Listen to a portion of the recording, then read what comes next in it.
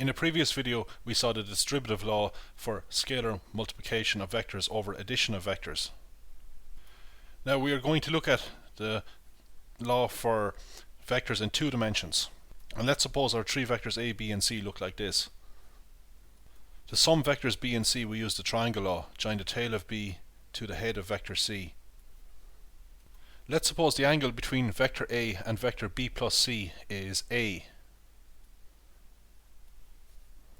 Then we know that the dot product of these two vectors is the magnitude of A times the magnitude of vector B plus C times the cos of the angle between the two vectors. So the tails of the two vectors are together. That means capital A is the angle between them. But we saw that B plus C, the magnitude of B plus C multiplied by the cos of A, is the projection of vector B plus C onto vector A. Okay, this is the side adjacent to A in this right angle triangle. So we multiply the length of the hypotenuse, which is the magnitude of this vector, times the cos of this angle to get the adjacent. Now let's look at A dot B. Well, we get the magnitude of A times the magnitude of B times the cos of the angle between vector A and vector B. I'll call that angle B, capital B. We know that if we multiply B by cos B, we will get the adjacent side in this triangle here, the side adjacent to angle B. So we multiply the hypotenuse, which is the magnitude of vector B, by the cos of angle B. So this here, we have this length. Finally, let's consider A dot C. Well, we need to project vector C onto vector A. Of course, we can shift vector A up here parallel to itself. It's still vector A as long as it's pointing in the same direction, has the same magnitude as this vector. Let's suppose that the angle in here is capital C.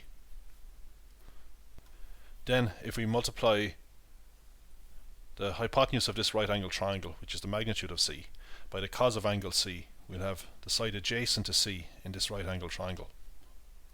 So the length of this line is magnitude of C cos C. Now you can see that the magnitude of B cos B plus the magnitude of C cos C is equal to the magnitude of B plus C cos A. So this quantity here is equal to this quantity plus this quantity, and all we do then is just multiply everything by the magnitude of A. So at least for this situation we see that this distributive law for scalar multiplication over addition holds. Here's another situation in two dimensions for vectors A, B and C. To add B and C we just use the triangle law. If we want to get A dot B plus C, we can project vector B plus C onto the line containing vector A. So we consider this line here and take the tip of vector B plus C and project it down here. So the tip of B plus C is projected at right angles onto the line containing vector A. Then we know that this distance here, the side adjacent to this angle, which I'm calling A, is B plus C cos A. Now that's the length of this line. A is an acute angle, so this quantity here will be positive. Now the dot product of these two vectors A and B plus C is actually negative, because the angle between the two vectors is an angle between 90 and 180 degrees. So when considering the dot product, we really need to get the cos of this angle here, and then we will have this distance with a minus sign. So this is actually negative. So it's not the magnitude of a length or a vector. But you see, we're going to get negative quantities now for A dot B as well. So A dot B will involve this distance here. But A dot B will actually turn out to be negative, because the angle between A and B is between 90 and 180.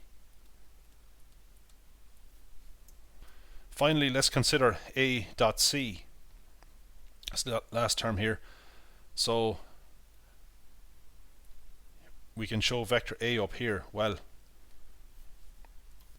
I'll just move it up here so it's pointing in the same direction as this vector and has the same length. There's A in a different place. So when we're getting A dot C, we need the angle between vectors A and C. So the tails are together now. So the angle between them we will call capital C. So A dot C will turn out to be positive since C is an acute angle. Now A dot C will involve this distance here, which will be positive. This distance from here to here, the side adjacent to C in this right angle triangle, is the magnitude of C, that's the hypotenuse, times the cos of C. And that's actually positive.